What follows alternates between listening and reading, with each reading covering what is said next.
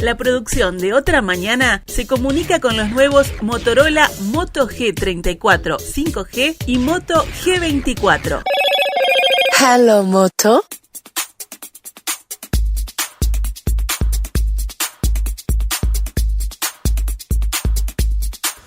El pasado jueves, con una puesta en escena de por medio, el precandidato del Partido Nacional, Álvaro Delgado, presentó en sociedad su programa de gobierno. Plantea promover un segundo piso de transformaciones donde Uruguay llega a ser el primer país desarrollado de América Latina. Renovar la confianza de los uruguayos es clave, vaya de clave. No por nosotros, sino por todo lo que queda por hacer en el Uruguay. Por eso nosotros estamos comprometidos con este programa, con nuestro partido y con la coalición de gobierno. Un segundo gobierno de coalición no va a ser más de lo mismo, no va a ser continuismo, va a ser continuidad del rumbo, que es otra cosa. El programa está subdividido en 7 ejes que van desde un salto de competitividad hasta un Estado más simple. Estipula acciones concretas a practicar si llegara al poder el 1 de marzo de 2025, como ser el Plan Familias, que llegaría a ejecutar $200 millones al final del periodo, que la inflación se ubique por debajo del 3%, o también se plantea la creación de la unidad antimafia. ¿Cómo fue para el trabajo para desarrollar estas propuestas? ¿Qué implicaría que Uruguay llegara a ser el primer país desarrollado de América Latina? Lo conversamos en nuestra entrevista central con Agustín Iturralde, coordinador general del programa del precandidato Álvaro Delgado. Francisco Morales, Otra Mañana. Agustín, ¿cómo estás? Buen día, gracias por acompañarnos. Muy buenos días, Francisco, un gusto enorme estar acá por la radio. Creo que habíamos hablado varias veces por teléfono, pero acá en la radio es la primera vez, así que muchas gracias por la invitación. De hecho, las veces que hemos conversado ha sido como integrante del CED, ahora te vemos en otro rol. ¿Cómo fue ese paso para vos? Y bueno, cambié un poco de tarea. Fue un paso lindo, que no dejó de tener sus complejidades. Obviamente yo estaba trabajando en un centro de estudios que se enfocaba en el análisis y propuesta de políticas públicas, independiente, con una agenda independiente, que obviamente teníamos una mirada de las cosas, que podía estar más cercana a una u otros, pero claramente que teníamos una agenda nuestra propia. Y bueno, un poco la invitación que me hizo Álvaro Delgado fue de dar el paso y trabajar por estas mismas cosas también desde un rol técnico, pero bueno, desde adentro un partido político, desde adentro un sector político, y bueno, la verdad que por ahora estoy muy contento con cómo venimos, muy contento con el producto que estuvimos presentando la semana pasada. Entonces bueno, básicamente yo lo que digo es trabajando por las mismas ideas desde otro lugar.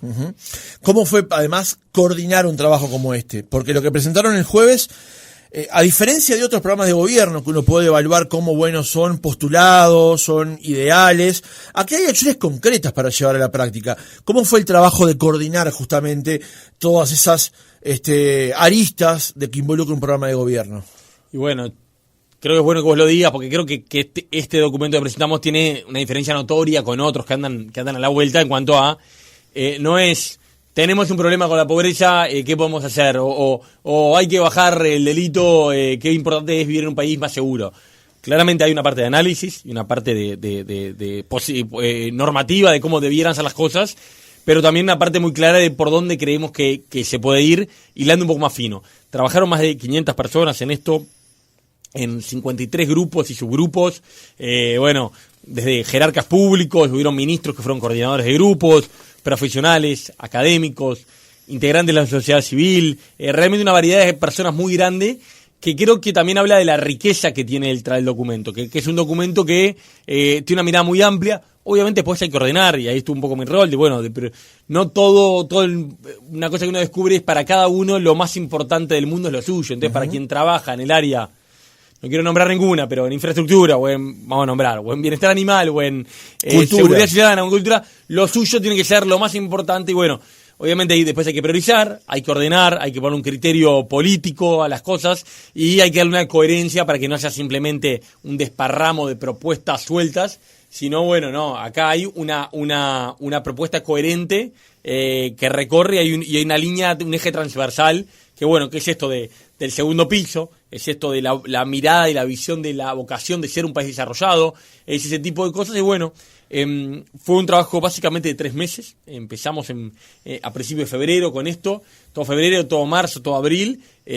Muy intenso en su última etapa, pero bueno, creo que yo soy solo la cara visible de este trabajo de muchas personas para que obviamente trabajamos bajo el liderazgo de Álvaro Delgado.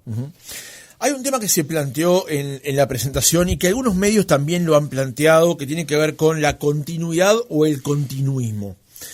¿Cómo ustedes logran dilucidar justamente esa cruz de caminos entre ser la continuación del gobierno de hoy de la calle Pou o de plantear alternativas que sean superadoras justamente a lo hecho en la actual administración? A ver, hay una disyuntiva ahí que Álvaro planteaba y que vos ponías recién, que creo que parece una tontería, pero creo que no lo es. Esa diferencia entre continuidad y continuismo, o podríamos buscar otras palabras que una vez que uno lo explica bien claro, ¿no? Obviamente somos el gobierno que representa la continuidad, que está el proyecto político que está orgulloso de esta gestión, y defendemos lo hecho, y creemos justamente que fue bueno lo hecho. Pero no somos continuismo en el sentido de no es vamos a seguir haciendo todo lo mismo. Hay cosas nuevas, es una agenda nueva por varios motivos. Primero porque el mundo ya es otro, porque lo que yo comentaba el otro día en un lugar, digo, bueno, el tema de la inteligencia artificial hoy en día es, en muchos temas aparece el tema de la inteligencia artificial como parte de las soluciones que tenemos que buscar. Eso en los programas hace 5 años no estaba en el radar todavía. El mundo es otro, no había habido una pandemia, guerra, crisis, todo lo que sabemos que pasó. Pero también porque lo que hizo el gobierno pasado pone otro piso. Entonces, como este gobierno hizo muchas cosas, ahora nos podemos plantear otro horizonte más ambicioso. La agenda es nueva, la agenda en algún caso es seguir haciendo algunas de las cosas que se están haciendo, sí. Pero en todos los casos hay cosas nuevas. Como pudimos crear 80.000 puestos de trabajo y recuperar la destrucción de empleo que había habido, hoy podemos ponernos un horizonte mayor de, atacar los grandes bolsones de desempleo vinculados sobre todo al desempleo juvenil.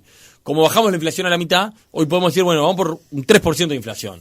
Como hicimos un shock de infraestructura impresionante, de rutas y de puentes, hoy podemos decir, vamos a llegar con el ferrocarril a Salto, a Paysandú, a Rivera y a Río Branco. Como pudimos, con todos los temas, creo que esa es la lógica que si uno ve el documento se va a encontrar. Y ese es el juego entre continuidad y continuismo, la continuidad pero no el continuismo, o entre no ser la continuidad pero ser más que la continuidad. No somos solo la continuidad, somos más que eso. Hay una pregunta que seguramente se estén haciendo los oyentes ahora, que tiene algo que ver con lo que te planteaba recién, que además pueden ser muchos de la oposición los que están haciéndose esta pregunta. ¿Por qué plantean esto ahora y no lo hacen siendo gobierno? Entonces, la pregunta es, ¿este segundo piso de transformaciones que ustedes están hoy por hoy planteando no se podría concretar sin lo hecho por el actual gobierno? Y no. En algunas cosas, vas a ver, muchas de las cosas que se plantean, si alguna, ¿por qué no plantearon antes? Y a veces es porque no se nos ocurrió directamente, porque se nos ocurrió otra.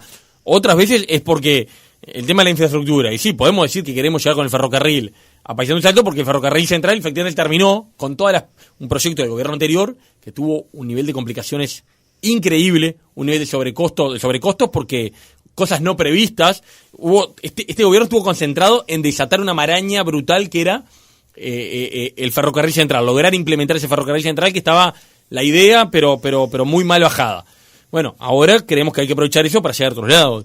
En todos los temas, creo que el grueso de la lógica es esa. Entonces, te diría por 3 cosas. 1, puede ser porque no se nos ocurrió, sí. 2, porque se abrieron otras posibilidades a partir de lo hecho, como esto que estábamos comentando. Y 3, porque el mundo es otro. Entonces, los desafíos son otros, las importancias son otras, las soluciones que se plantean son otras. Uh-huh. En el comienzo del programa está la frase: nuestra visión es que podemos ser el primer país desarrollado de América Latina. No hay ninguna razón por la cual debamos conformarnos con menos. ¿Qué reformas debería acometer nuestro país para llegar a esos estándares de desarrollo que se plantean como ser un país desarrollado en América Latina? A ver, ese es el objetivo, esa es la visión que nosotros tenemos de lo que puede ser el Uruguay. Claramente no es un objetivo para 5 años. No es algo que uno haga así y a final del 2030 somos un país desarrollado. Para bajar esa idea a tierra, nosotros decimos, ¿qué nos imaginamos que es un país desarrollado? Y en el caso de Uruguay, por lo menos, hay que avanzar fuerte en 4 cosas. Ser más ricos. Una parte es la plata, que a veces no es muy lindo decirlo, pero un país desarrollado es un país más rico. No solo es un país más rico, es una condición necesaria, no suficiente, pero es necesaria. Ser por lo menos un 30% más rico PIB per cápita. 2, bajar a la cuarta parte de la pobreza infantil, por lo menos, que es uno de los grandes debes de este país. 3, generalizar la educación secundaria, que tenemos un problema enorme de finalización de secundaria entre los jóvenes. También no hay país desarrollado que tenga esto. Y 4, bajar la violencia de los homicidios a la mitad. Esa es la visión de lo que podemos ser, y es un proyecto de 20 años, claramente. Ninguno es realizable en 5 años. Y de esos 4, creo que se pueden haber mejoras sustantivas en 5 años. No estamos en condición de prometer un logro de ese tipo en 5 años. Me parece que no sería responsable. Sí, de tener mejoras significativas en cualquiera de los 4 ítems. En la finalización de secundaria hubo cambios en este gobierno. Creo que pero no, así como yo lo estoy enumerando. Ahora, en estos 5 años sí hay otras cosas muy concretas que hay que hacer para ponernos en ese camino. Si habría que decir cuáles son las reformas, bueno, podemos resumirlas en 2. Yo diría, la reforma pro competencia, son 7 ejes que vos nombrabas, pero 2 muy importantes para nosotros. Las reformas económicas pro competencia, para tener un país más competitivo, y las reformas sociales pro bienestar, para tener un país con mayor bienestar. Y ahí, en general, muchas veces se lo pone como contradictorio, y algún discurso bastante mal añejado lo pone como contradictorio, cuidar las cuentas públicas en vez de cuidar a la gente. No hay ningún país del mundo donde la gente viva bien y no haya buenas cuentas bien ordenaditas. No es sostenible. Y si no, miren en Argentina, si se creen que se puede hacer otra cosa.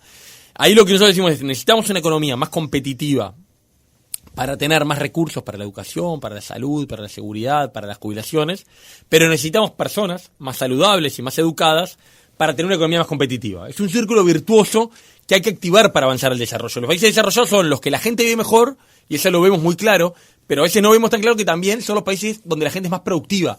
Como está más educada, es mucho más productiva en su trabajo, porque tiene más capital, porque está en una economía mejor inserta internacionalmente, porque está más modernas las relaciones laborales, porque tiene toda una cantidad de condiciones que hace que cuando vaya a trabajar cada alemán sea mucho más productivo que lo que es cada boliviano cuando va a trabajar. No que trabaje más duro el alemán, es que está en una economía más productiva. Bueno, ese juego entre el bienestar social y la competitividad creo que es el resumen de la clave. ¿Por dónde va la cosa? Ahí proponemos, bueno, en esas 2 agendas, que sería el capítulo para el corazón de esas 2 agendas, en realidad es mucho más, capítulo 1 y el capítulo 4, si no me equivoco, el salto de competitividad y el salto de bienestar. En el salto de competitividad proponemos muchas cosas, pero hay 3 que bien relevantes, me parece. Seguir trabajando en la macroeconomía más estable. Un país más competitivo tiene que tener una inflación más baja, cuentas públicas ordenadas. Eso es un capital que ha despegado de Uruguay y Argentina, que ha despegado de la región y que hay que cuidar. 2, ser un país más barato, y ahí proponemos toda una agenda pro competencia, porque el costo de vida en Uruguay, el costo de vida y de producción en Uruguay es muy alto todavía, y tenemos que trabajar en una agenda pro competencia para que haya más mercados más competitivos, bajar las barreras a la entrada de nuevos jugadores para generar menores precios, y 3, por ejemplo, la modernización de las relaciones laborales, que comentaba recién. Tenemos relaciones laborales que son ley de la década del 40, no vamos a poder seguir creando empleo de calidad si no modernizamos las relaciones laborales. Ahora vamos a profundizar un poco por eso, pero entonces podemos decir que de alguna manera, además de unas propuestas concretas para el próximo gobierno, que sería encabezado por Álvaro Delgado, también ustedes lo que están proponiendo a largo plazo son políticas de Estado en esta materia, porque si en 5 años no alcanza, hay que ver quién gana luego para seguirla llevando a cabo. Sin duda. Es que nosotros creemos que las buenas ideas terminan sobreviviendo. Cuando el Frente Amplio puede decir lo que quiera esta reforma de la Seguridad Social, y lo dice, y ahora tiene un problema enorme porque por la manija entre los que saben que esto es lo que hay que hacer y lo dicen más o menos porque tienen vergüenza, y los que realmente creen que esto está mal porque creo que tiene una muy mala visión de la vida y de la economía en particular, vienen ganando los segundos. Entonces están en una trampa. Si el Frente Amplio gana, esta reforma de la Seguridad Social va a sobrevivir en un 90%. Porque está bien y porque las alternativas son todas peores. Como pasó con todas las grandes reformas que se hicieron, la apertura económica, la reforma de la Seguridad Social anterior, la reforma de puertos, el Mercosur. Las ideas buenas cambia el gobierno y sobreviven, a pesar de lo que digan en la oposición. Entonces nosotros creemos que obviamente queremos ganar, y creemos que para empujarlo así tenemos que estar algunos y no otros. Pero que después las ideas buenas triunfan y sí, y hay que ponerlas en marcha, defenderlas, sostenerlas, dar la discusión política y teórica de esto, para que estas ideas queden y triunfen, y es lo que va a hacer que Uruguay pueda avanzar el desarrollo. Agustín, en el capítulo Una macroeconomía aún más estable y competitiva, no es un detalle menor que se diga aún más estable, se plantean tomar medidas específicas en materia de modernización del mercado laboral. ¿Qué implicaría esa modernización? Y te lo pregunto porque los trabajadores sindicalizados, cuando escuchan la palabra modernización, generalmente temen que lo que se pierda allí sea un derecho que han logrado conquistar. ¿Qué implica modernizar justamente el mercado laboral? Yo creo que ese tipo de fantasmas, luego este gobierno deberían tener bastante poco poder, me parece, ¿no? Venimos de un gobierno en el que siguió habiendo negociación colectiva, siguieron convenios laborales, hubo aumento del salario real, se crearon 80.000 puestos de trabajo, hay récords históricos de cotizantes en el BPS. Obviamente hay problemas de empleo todavía porque en el empleo no calificado y en algunos sectores es muy difícil, como le está costando mucho participar del juego económico más saludable, pero no en el sentido de los fantasmas, de ese tipo de fantasmas que se agitan. Nosotros lo que decimos es, hay que mantener la negociación colectiva, la negociación colectiva tripartita, ni siquiera estamos discutiendo que sea tripartita, que es una cosa que se discute en muchos lados, no estamos discutiendo eso. Lo que decimos es, tiene que haber en algunos lugares algunas modernizaciones atendiendo mucho más a lo que es la realidad. Algunas ya la realidad le pasó por arriba. Todo lo que es el teletrabajo, si no hubiera venido una pandemia, hubiéramos estado años y años discutiendo y cómo el teletrabajo precarizado, y habían dicho cualquier cosa. Y la realidad es que hoy en día el teletrabajo es un activo que muchas veces los propios trabajadores reclaman. Y los empleados son los que no. Vos venías a sentarte 8 horas en una oficina y a cumplir la rigidez. Y el trabajador ese que dice, pará, depende de la función, obviamente no es para todo el mundo. Eso es la lógica de la modernidad llegando a las relaciones laborales.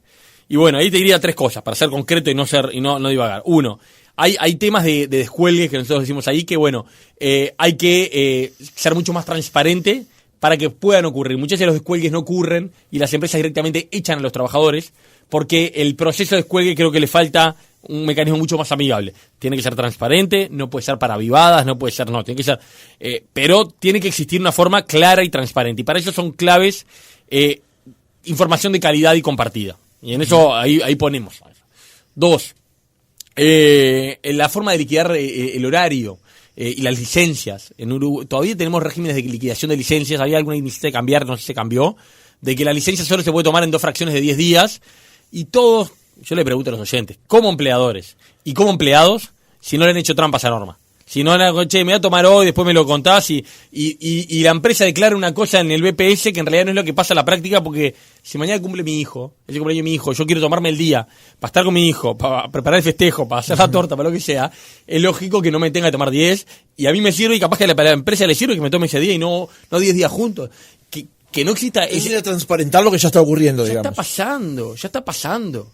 Y después creo que sin duda tiene que ser el quinquenio de la incorporación de la productividad a las relaciones laborales. No va a haber, no es que yo no quiera que haya, es que no hay ninguna posibilidad de que haya mejoras sostenibles del salario real si no logramos incorporar la productividad en la negociación colectiva. Y es un desafío muy grande porque la productividad es fácil de medir, no es fácil nunca, pero se puede medir a nivel de empresas, se puede medir a nivel agregado de la economía, pero a nivel de ramas es difícil. Y ahí está el punto justamente. El jueves entrevistamos a Julio César Lestido por el planteo que había hecho Marcelo Abdala en el acto del PIT-CNT del 1 de mayo sobre el tema de la reducción de la jornada laboral. Y lo que planteaba Lestido es, si vamos a discutir esto, discutamos productividad. Pero discutamos productividad ¿dónde? No por rama de actividad, sino por empresa, teniendo en cuenta que las realidades no son homogéneas en todas las empresas de todos los sectores, digamos. ¿Ahí está el kit de la cuestión? Yo creo que hay una parte muy grande, lo dice Julio César, sin duda. La lógica de discutir la baja de la jornada va a llegar. Hoy en día ya trabajamos menos de lo que trabajaban nuestros abuelos. Cuando uno mira estadísticas, no en todos los países, depende, pero es razonable que con la tecnología vayamos trabajando menos horas, depende mucho del tipo de empleo, los empleos más duros, sin duda, que se trabaja menos y que tiene que seguir siendo así. Más físicos, quise decir, perdón. Ahora, claramente hay que discutir todo. La forma de trabajar, la productividad. Creo que la modernización no puede ser solo por el horario, tiene que ser completa. Entonces, creo que no hay que renunciar a discutir. Sí creo que no me parece racional discutir para todos los rubros una baja generalizada en cualquier caso. Más bien discutamos esto por sector, por rama, por tipo de actividad. Y en particular productividad, creo que va a tener que ser porque para que se pueda medir va a tener que incorporar el componente empresa. Que no quiere decir desconocer que otra parte de la legislación laboral, los mínimos, van a ser por rama, pero antes siguen siendo por rama. Uh-huh. Ahora, con respecto al tema de negociación laboral, digamos, el tema de modernizar el vínculo laboral y la negociación colectiva también está dentro de esto, digamos. Cuando hablamos de negociación colectiva, por ejemplo, es el tema de la ultraactividad, el tema, por ejemplo, de la flexibilización de los horarios. ¿También implica eso la modernización? Sí, que la ultraactividad yo entiendo que ya se aprobó, ya fue aprobado. Ahora ahí lo que nosotros planteamos la agenda es yo diría que es modernización la palabra. Sí, el tema de los horarios como ocurre en la bebida, ¿no? Porque ¿qué pasa en esto? En general, a mí lo más terrible de esta discusión es que cuando uno se sienta, incluso con un sindicalista, con un empresario con un sindicalista, se pone de acuerdo muy fácilmente en 4 o 5 cosas que hay que cambiar. Porque a nivel de empresa se puede poner de acuerdo, o incluso a nivel de rama, como ocurrió con la bebida. Pero después decimos, no, pero a nivel agregado de las normas no lo pongamos y dejemos, y en muchos casos, ¿qué pasa? Mentimos. Decimos que hay una norma que después no hay, y tenemos convenios colectivos que dicen una cosa y después el sindicato de la empresa con la empresa arregla otra, que en realidad desconoce el convenio colectivo. Muchas veces eso pasa en la realidad, porque el empleado dice, esperá, yo te acepto, trabajar este día 2 horas más y vos me liberás toda la semana en Semana Santa y yo me puedo ir para afuera.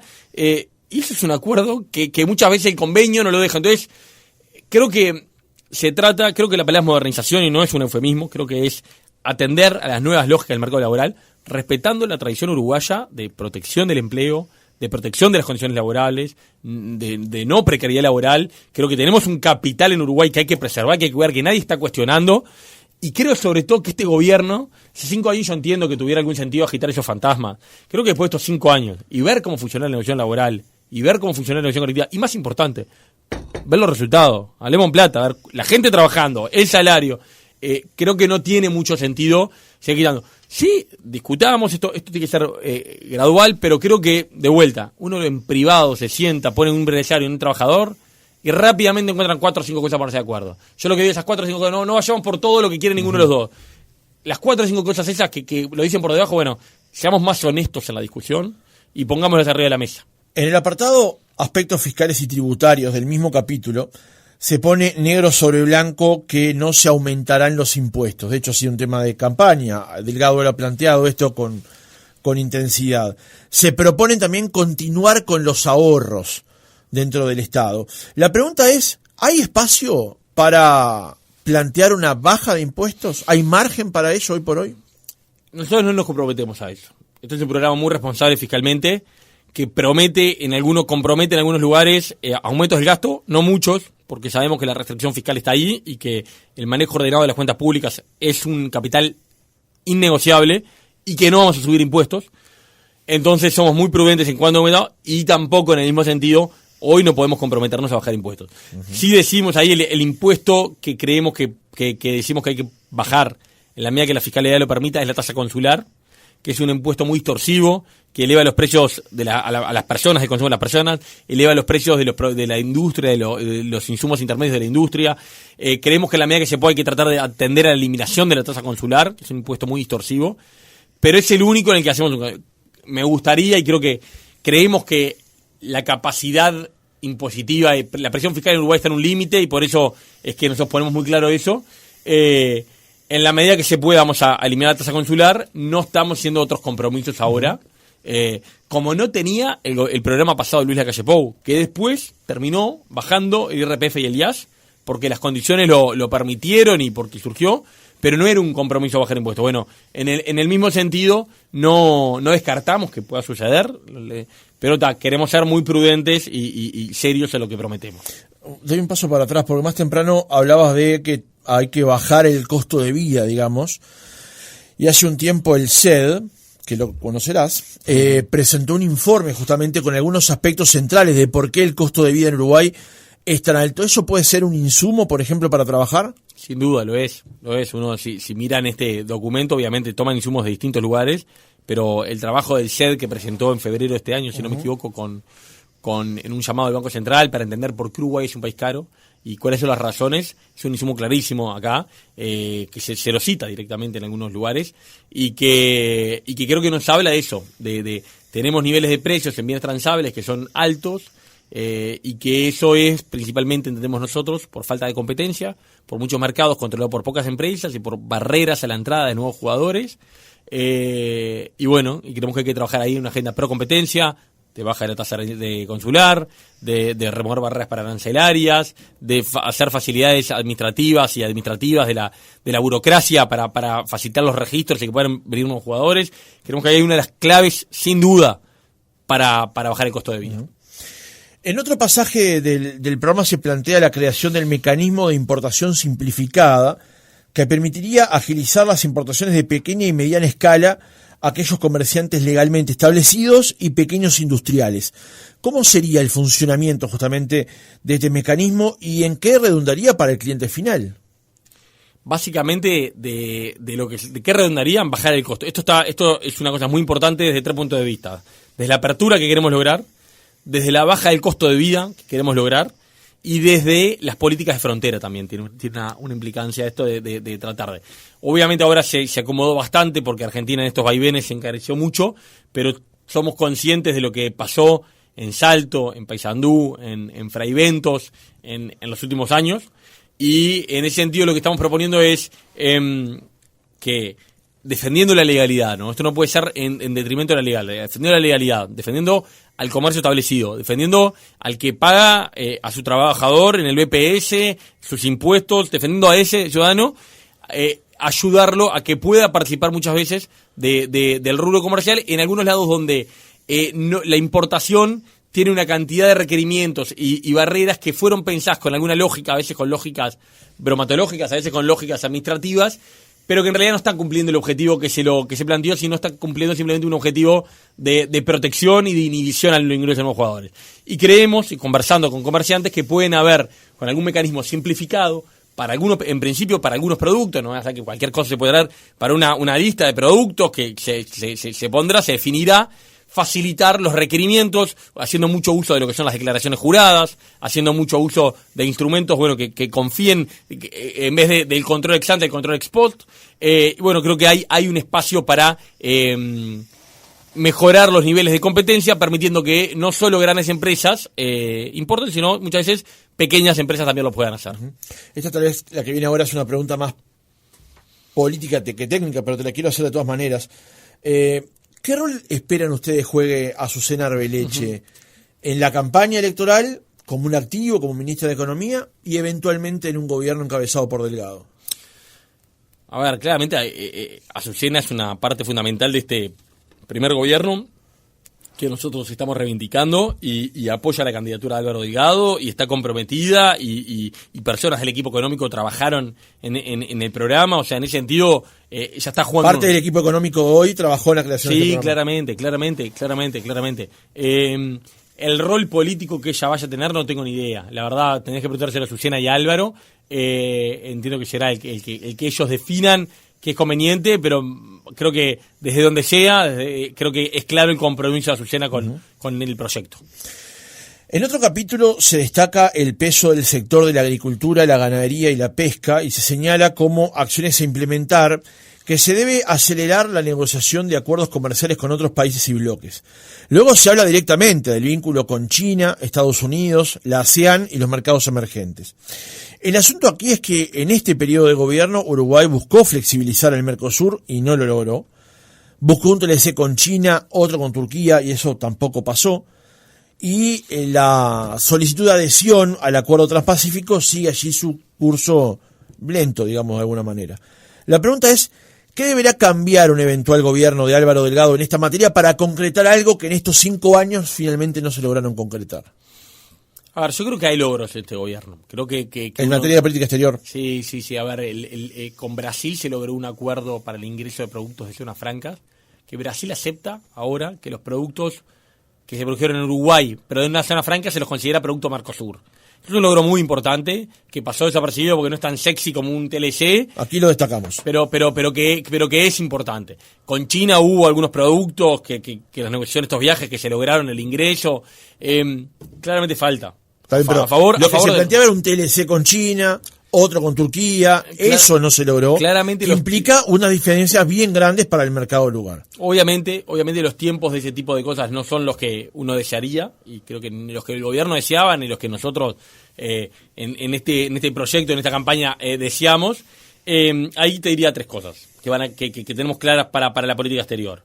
Una, estamos proponiendo un cambio en la institucionalidad de la política comercial, que es básicamente Cancillería para ser un Ministerio de Comercio y Relaciones Exteriores. Eso creo que parece una cosa nominal, pero no lo es. Que es concentrar todas las competencias comerciales que hoy están dispersas de política comercial exterior en el Ministerio de Economía, en Cancillería, en Industria, en Ganadería, concentrarlas en un único lugar para que haya un liderazgo muy claro y muy definido. Y un ministro de Comercio y Relaciones Exteriores que tenga claro que además de las relaciones diplomáticas, además de la geopolítica, además de qué votamos la ONU, el trabajo de Uruguay, el trabajo de ese ministro, por lo que se lo va a evaluar, va a ser por su liderazgo en la política comercial. Que hoy la dispersión no ayuda a que haya un liderazgo bien potente en eso. Segundo, y de vuelta, y Leo, vamos a seguir golpeando puertas. Hay una parte de esto que es seguir golpeando puertas hasta que alguna se abra. Uruguay, es verdad que no tuvo los logros que le hubiera gustado, creo que tuvo otros que son muy relevantes. Hay que seguir golpeando las puertas. Hay que esperar a que China diga, bueno, ahora sí. Claramente hay una tensión ahí entre China y Brasil. Esto mañana cambia porque para China sí es importante, porque para Brasil es mejor que Uruguay se acerque por lo que sea, y hay que estar ahí con los papeles pronto para firmarlo porque puede cambiar. Estados Unidos, tenemos ahora la posibilidad, estamos en una lista de pedir acceso preferencial para algunos productos en un TLC. Hemos tenido el tema de que el mundo está en una fase muy proteccionista. La fase más aperturista, que fue de 2003 a 2012, Uruguay estaba mirando el techo. Cuando el mundo firmó una cantidad de acuerdos, donde cuando Estados Unidos vino a ofrecernos un TLC, Uruguay estaba distraído y se pasó ese barco. Lo que decía el barco, el tren que decía el presidente Tabaré Vázquez. Bueno, era tal cual. Pasaba una vez el tren, no sabemos cuándo vuelve a pasar. Bueno, fue tal cual. Pasó esa vez y no sabemos cuándo volverá a pasar ese tren, que hubiera sido brutal para Uruguay, acceso preferencial a un mercado de alto nivel de ingreso. Bueno, ahora hay que seguir golpeando a ver cuál tren pasa. Creo que están pasando algunos, no serán tan grandes como nos gustaría, pero están pasando y hay que seguir en esa consistencia de la política exterior y seguir golpeando puertas. Y tercer punto, y es muy importante para nosotros en materia de política exterior, la agenda unilateral. Hay una parte de la apertura que no depende de nadie. Hay una parte que depende solo de Uruguay. Lo de la tasa consular, lo de las barreras pararancelarias, lo de seguir bajando el arancel externo común del Mercosur, promoviendo que el Mercosur lo baje. Esa parte de tener un país más abierto no es solo que exporta más, también es el que importa más. Hoy que estamos tan preocupados del tipo de cambio, bueno, si exportáramos más, tendríamos un país más abierto, más barato, y el tipo de cambio cedería y nos ayudaría un poquito. Importar más también es una parte muy importante de ser un país más rico y más desarrollado. Y eso no existe país que exporte mucho sin importar mucho, y no existe país pequeño, cerrado y próspero. Para países pequeños, ser abiertos, tanto para exportar como para importar, es absolutamente imprescindible, necesario para desarrollarse. Entonces, bueno, en eso hay bastante más. El segundo capítulo se llama Un Uruguay más global. Es un abordaje bastante integral este tema, habla también del tema migratorio, habla también de cada mercado. Pero bueno, por resumir de alguna forma en estos tres puntos, institucionalidad del comercio, seguir golpeando puertas y apertura unilateral, creo que hay una agenda bien clara para los próximos 5 años. Estamos hablando de un documento de 176 páginas, es imposible abordarlo todo en un solo reportaje. De hecho, me quedan un par de preguntas, pero voy a tomar una sola para cerrar la entrevista. Porque como tú mencionabas más temprano, ha habido de parte del gobierno una inversión directa en el tema de infraestructura, una repercusión de eso. También, como se mencionó, con respecto al ferrocarril central, es una inversión que venía del gobierno anterior, aunque hubo que reajustarla en este caso. Pero se avanza en el texto, en el apartado de infraestructura metropolitana, que se analizará la pertinencia de este medio de transporte en el Montevideo metropolitano. ¿A qué apunta aquí? ¿Estamos hablando del Tren-Tram, por ejemplo, de la propuesta que llevaba adelante ese grupo, ese consorcio de empresas? De dos cosas, apunta a dos cosas. Una es esa, el Tren-Tram, que creemos que llegó el momento de que en Montevideo haya alguna obra de movilidad importante. Los gobiernos de la ciudad, del departamento, no han sabido, no han querido hacer alguna obra que cambie la forma de movernos y desplazarnos. Tenemos los cuellos de botella que se han generado, las tensiones con las ciclovías. Creo que lo que hay que generar es mejores herramientas para que la gente efectivamente deje el auto, más que penalizarlo. Y bueno, ahí creo que el proyecto Tren-Tram es un proyecto muy interesante en ese sentido para cambiar la forma de movernos. Pero además, y vinculado al ferrocarril central, ya la infraestructura construida en el ferrocarril central nos da la posibilidad de poner algunos servicios de trenes de cercanías, que se llaman en el mundo, de trenes en algunas de las localidades de la zona metropolitana, típicamente Las Piedras. Un buen servicio de tren regular, ágil, de Montevideo a Las Piedras, aprovechando la infraestructura que ya está ahí y que ya tenemos una vía que se usa en algunos momentos, pero que tiene una capacidad para que muchos más trenes pasen todos los días, a Las Piedras, a Progreso, a La Paz, después, ¿por qué no algo más lejos? Incluso ahí creo que en esos dos temas, y para los próximos 5 años uno después puede soñar, y el equipo nuestro ha soñado, bueno, y en 10, 10, 15, cómo sería la movilidad metropolitana en el mediano y largo plazo. Pero en los próximos 5 años creo que podemos pensar en ese tipo de obras. También han pensado en una serie de obras conexas al ferrocarril central para que dé otro tipo de rendimiento también, ¿no? Porque es una obra que va de un punto a un punto y por lo que han planteado, la idea sería conectarle otros puntos a ese trazado central para que tenga otro rendimiento. Exactamente, ya tenés toda esa infraestructura hecha, toda la parte más cara y más trabajosa y más tediosa que nos dio de todo lo que es el ingreso del puerto a Montevideo, que fue lo más difícil de resolver y costoso. Bueno, lo más típico, tenemos una línea de Tacuarembó a Rivera operando, hay que unir el ferrocarril central con Tacuarembó, basta Paso de los Toros, unir con Tacuarembó para ya estar integrado hasta Rivera. Después, lo que se llama el tramo Chamberlain Salto, que pasaría por Paysandú también, son algunos cientos de kilómetros, no recuerdo exacto, pero también unís a todo lo que es la estructura del ferrocarril central, ya conectás Rivera, nada menos que Paysandú y nada más que menos que Salto, que eso serán cargas posibles de la logística que salen de la ruta o por qué no captar cargas nuevas de otros países, en el caso de Salto y Paysandú, cargas que vienen de Paraguay, de Argentina, que puedan salir en el tren y después, ¿por qué no por el puerto de Montevideo? Aprovechar esa inversión tan importante que hizo el país para conectar nuevos lugares. Agustín Iturralde, coordinador general del programa de gobierno del precandidato Álvaro Delgado, gracias por haber estado otra mañana con nosotros. Muchas gracias, Francisco, un gusto enorme estar acá.